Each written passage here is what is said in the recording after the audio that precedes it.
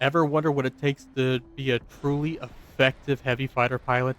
Well, forget everything you probably thought you knew about this class because I'm about to unveil the ultimate high altitude playbook for you guys, giving you the advantage when it comes to this class of airplanes in Middlestorm.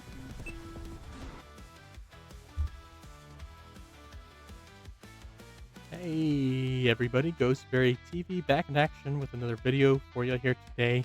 And I wanted to go over the playing group that I probably feel like I know the best, which is the heavy fighters.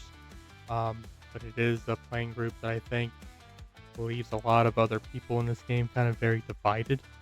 Um, First, I want to talk about maybe why I even have I guess a good opinion on this. I don't want to say an expert opinion, but it is the playing group I have flown the most, and I don't want to necessarily brag on myself, but I do want to kind of show that I guess I'm kind of accomplished in this playing group more than others. So as y'all can see, I got a first place in a heavy fighter, and then in the same season, I finished second on another heavy fighter. And then all of my highest trophied planes here you can see are all heavy fighters. All of the aircraft I've completed mastery on are heavy fighters, and I have several other heavy fighters that are well on their way to being completed with mastery. And so, yeah, as a whole, heavy fighters are definitely a class to be reckoned with. But I feel like they're maybe not everybody's favorite class. I feel a lot of people more favor light fighters and attackers and interceptors in the game right now, and even with the introduction of the Rafale and the M2K within the past year or so, the medium fighters have gotten a lot of love. Um, but the heavy fighters are truly a special group of planes. But I think the best way to think of this class is not actually as a singular class of heavy fighters. So I'm going to break it down into three subclasses, um, and kind of talk about each one of those subclasses in a little bit more detail. I think that is probably the best way to move forward. And I'm also going to show this right here. This is my tier list. The reason it is the way it is because this tier list did not have an F category because there were definitely a couple planes I'd probably move down. And so we'll go from the bottom to the top. In D, we have the SU-27 and the SU-33. I think the 27 is actually a little half step above the 33, just because of its special ability actually being effective. I don't think the 33 really has any notable traits to speak of, I'm being honest. Um, and then we have the C tier. What C tier really means to me is these are average. They're not necessarily good or bad. They're kind of what you make of them. It's how skilled you are as a pilot. Um, the only number one badge I have in the game is on the Super Hornet here, and the Super Hornet is a C tier plane. Um, it's an effective missile spammer, but that's kind of really it right now. It doesn't really stand out in a massive way. And the SU-30 and 35, I feel like both firmly fit in that category as well, especially the Strike Flanker, which, if you look at the stats, it's almost identical in a lot of ways to the Super Hornet. But the Super Flanker, it's a fun plane to fly as well. It's an effective missile spammer, but it's not an amazing plane. It won't, totally drop your jaw. The more I've flown it, the more I realized it kind of belongs here in the C tier. The B tier planes, I know I'm probably going to get a lot of flack on in the comments, and that's perfectly fine. If you disagree with me, please let me know where I've gotten this wrong. I'm 100% open to debate about this. I love to hear from you guys. It helps me kind of change my perspective and grow as a person. But right now, I've got these both in the B tier, but I need to really, really speak about these B tier planes, the F-15 Eagle and the Su-47 Burkett. Now, the F-15 is a B tier plane because when I think of it in team deathmatch, it's an effective kind of jousting, straight in your face missile spammer. It obviously lacks mobility. It's very fast in a straight line like a dragster, but it does not turn very well, which leaves you open to taking a lot of shots. I did release a mod guide for it to help it out in team deathmatch situations, but that's just simply not the plane's strong point. So honestly, when it comes to team deathmatch, it's a borderline between the C and D tiers. It is riding that line between Charlie and Delta. However, in air superiority, it is one of the top maybe 4 or 5 aircraft in the game for going from point to point to point and back, and clearing the path in between so that you can take down other planes that are doing that, because you have a good chunk of health and you can missile spam and you got a solid cannon to back that up. That actually makes that plane perfect for that role. There are very few planes that are maybe better. It is one of the best planes to do that with, and I've had a lot of success doing that in that aircraft. And I would say it's riding the line between S and A tier because of that. So when you average that out, it kind of just makes it the middle of the road B tier aircraft overall. It's a high A tier air sup aircraft and a low C, high D tier. I'd say low C tier kind of team deathmatch. The Burkett is kind of the opposite. Burkett is probably the best missile spammer in the game because of its trait that allows it to relock very quickly and get its missiles off. It also has a very strong cannon, and if you know when and where to use it, you know you're a very experienced pilot, you can really use that special ability to great effect in team deathmatch situations, though it does feel kind of very situational. So I think it is a high B tier team deathmatch plane. I don't think it's actually quite A tier, but I think it's a high B tier team deathmatch plane. But I think it's kind of a mid C tier air sup plane. It doesn't have the best speed. You can use, I feel like you can use that special ability once or twice to loop a singular point quite well, but usually a light fighter or something will catch up to you by then in air superiority type situations. And I don't think it's necessarily, it's got a good cannon, but I don't think it's just good for point blank fighting, which you find yourself in those type of situations a lot if you are a point guard type player in air superiority. But it doesn't have the speed of the Raptor or the Felon or the F-15 to make it a point-to-point fighter. So that's why I kind of stick it in the C tier in terms of air superiority. So that's why it also, when you average both team deathmatch and air superiority out, it kind of ends up back in the B tier. And then we move up to the A tier. I only have one fighter in this category. And to be fair, the F4 I think is actually straddling sorry for mispronouncing that, straddling the line between A and S tiers. It is very, very, very good. It's got a solid cannon, got 8 missiles, which, you know, a lot of the heavy fighters do have, but it brings in 4 hunters. It's one of only 2 at this point heavy fighters to have hunters. And its special ability allows it to outturn the F-16, outturn the F-1, outturn the Rafale. Like, it is an incredible machine. You do have to sacrifice health to do that, and you cannot keep up that. Even if you had unlimited health, you wouldn't be able to keep outturning them forever. Eventually, they will be able to outturn you, because I feel like especially those light fighters are able to kind of keep their speed up through the turn more effectively than you are after the first like 2 turns. So because of that kind of bumps it slightly down, and I can't honestly put it in S tier. You know I love this plane, but I cannot in good faith lie to you guys. I want to be honest on this channel. And I cannot truly put it in S tier, so I think it's a tier plane, at the very worst a B tier plane, but I think it really does fit in the A tier more. And then the S tier planes, I think, speak for themselves. I don't expect much argument in the comments because everybody does love these planes. You have your 2 level 20 hangars The two stealth heavy fighters, the F-22 and the Su-57. The Raptor and the Felon are almost identical in their stats, and they are truly special and a lot of fun to fly. Perhaps the most fun planes in the game to fly just outright. Um, I don't really think I need to say too much about them. They're very effective at both team deathmatch and at air superiority, and we do see them a lot in MSI competitions and things like that because of that.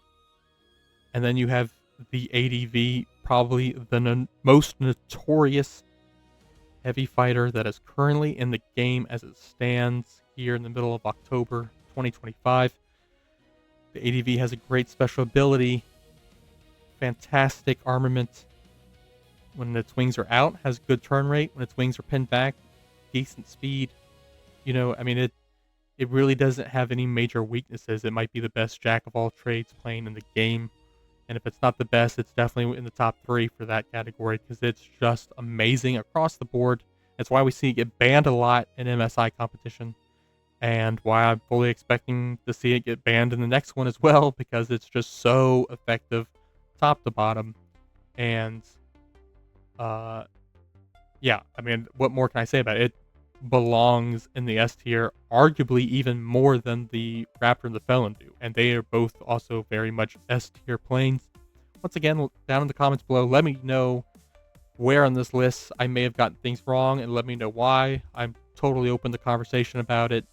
Even if I don't get to respond right away, I do go back and read my comments. But I fly a lot of heavy fighters, guys, so I do feel kind of confident in this list and where it stands as somebody who mains the heavy fighter class as a whole and has just in the last like 3 seasons done well over like 1,200 heavy fighter matches easy. So I think it's a pretty solid list where it stands, but I am open to constructive criticism. Let's move on. So the base categories for your heavy fighters are going to be your stealths.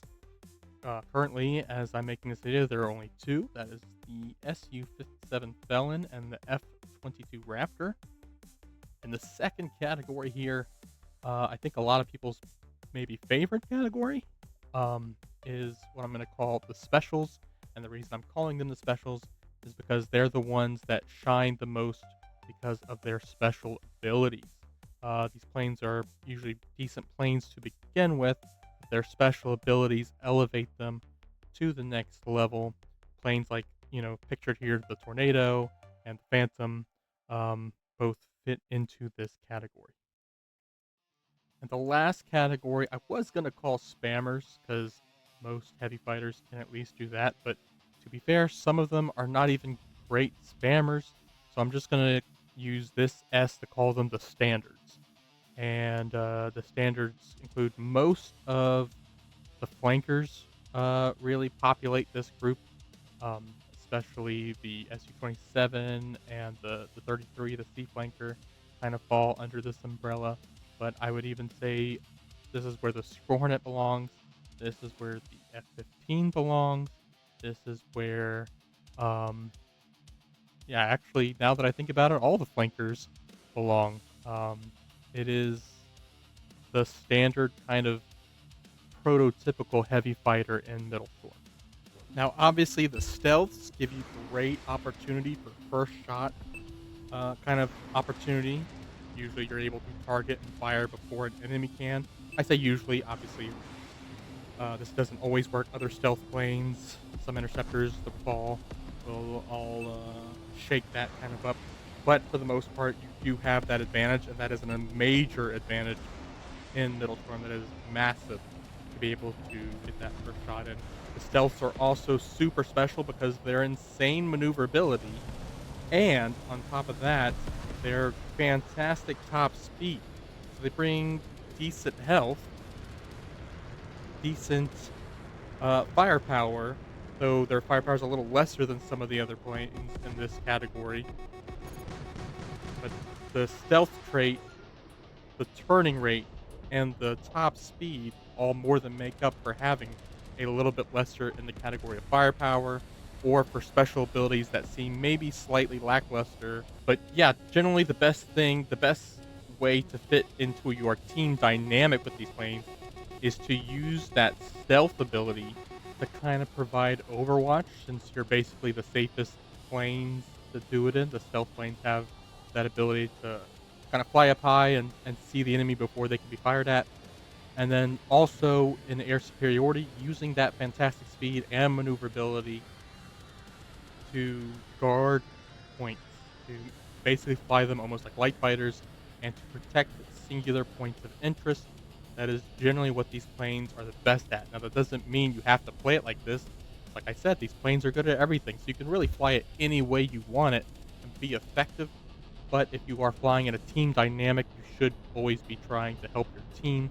Metalstorm is a team game. You're going to be playing 5v5, so you should generally try to do what's best for your group as a whole, and then communicate with them what they need from you.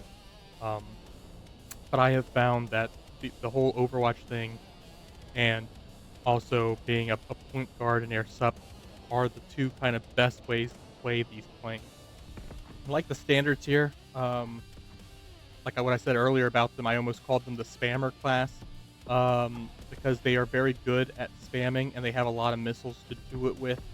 But I'm calling them the standards because not every plane in this category is good at that. See the sea flanker, for example. However, I think these planes can be used in a good way, almost primarily as attacker hunters, because they have a good amount of health, a good amount of range, and the firepower to take down the attack planes from a distance. And also, they can help in a counter interceptor situation.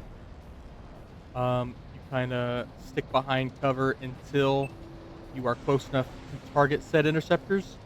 And then when you can target said interceptors, you pop out and you use that overwhelming firepower and that great big pool of health to finally take them down. Also, because you have a lot of missiles, you usually have a great ability to kind of control the flow of a match. And by that, I really mean you can send a missile at this guy, send another missile at another guy, and then kind of make them turn and flare and fly away from your team and help your team kind of gain or move into a better position because the enemy is trying to dodge your missile spamming. And this creates really good offensive situations for your wingman. I think this requires a lot of communication on your part, and it requires good timing, which is why it's good to fly with a group of good wingmen. But if you are more of a solo queue type person, then I would definitely recommend generally holding off and spamming from a distance and not rushing into the middle of fights, 'cause that's not what these planes necessarily excel at. And then, of course, just like I talked about, we have our specials. And the specials are called this because of their special abilities. Now, each of these planes you're going to play kind of differently.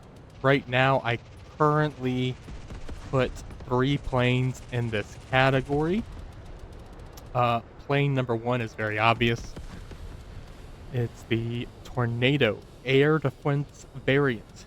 Yes, the Tornado ADV is probably the poster child for this subcategory of heavy fighters, and it brings in the special ability of Toad Decoy.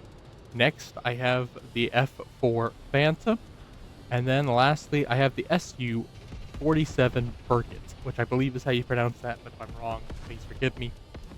That's not my native language. But yeah, so the specials, 2 of them are maneuverability specials. That's the Burkett and the Phantom, obviously.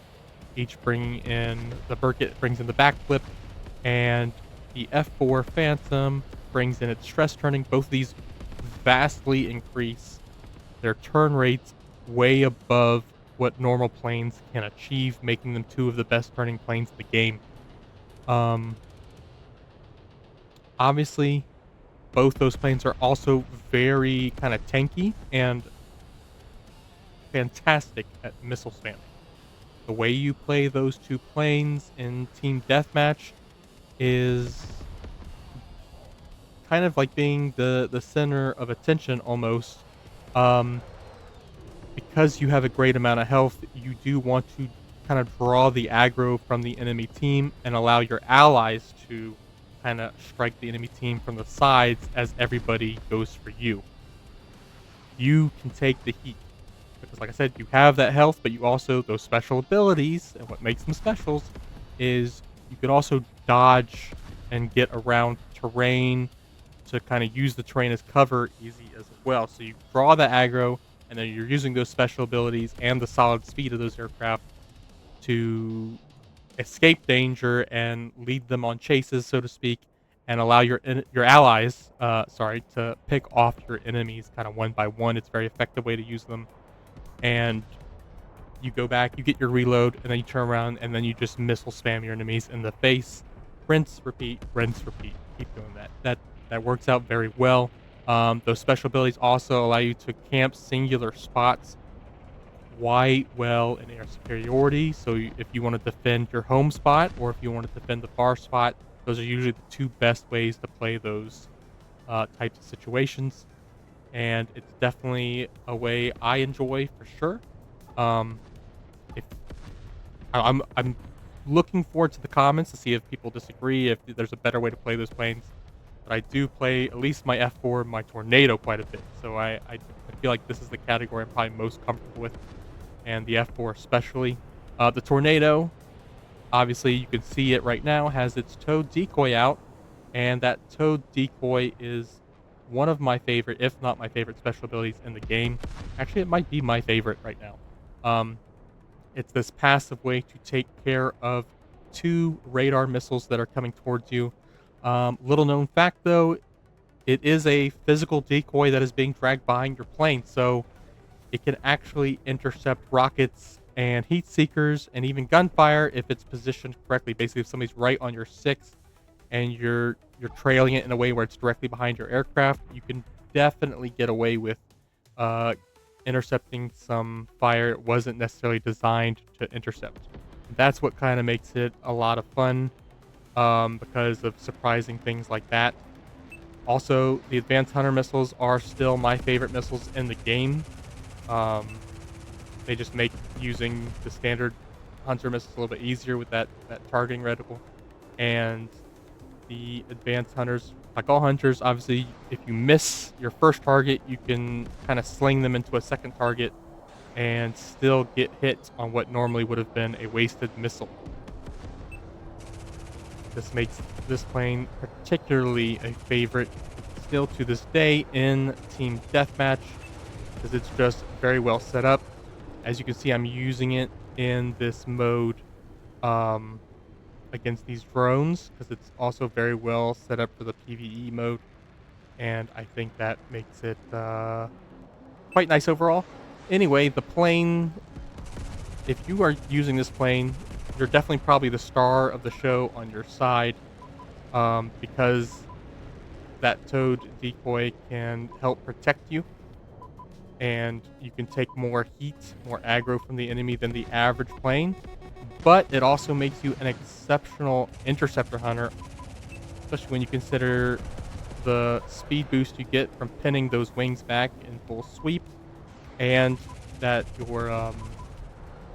have solid range on your missile package there with those 4 advanced hunters. So not only are you effective at kind of fighting all planes, but you're particularly well set up to fight the interceptors, and that's kind of, I think, where your main focus should be. If your side doesn't have an interceptor, you're the plane that has to kind of deal with them.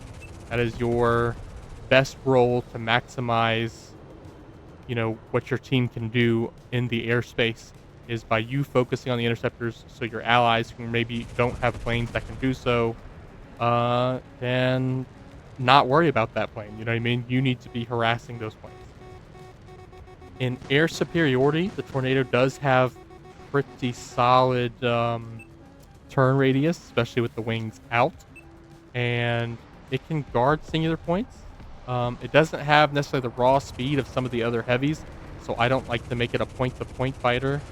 In fact, I don't really usually bring it into air superiority at all, but people do like to use other heavy fighters and interceptors to kind of um, snipe whoever's guarding singular points from a distance and just overwhelm them with missile fire.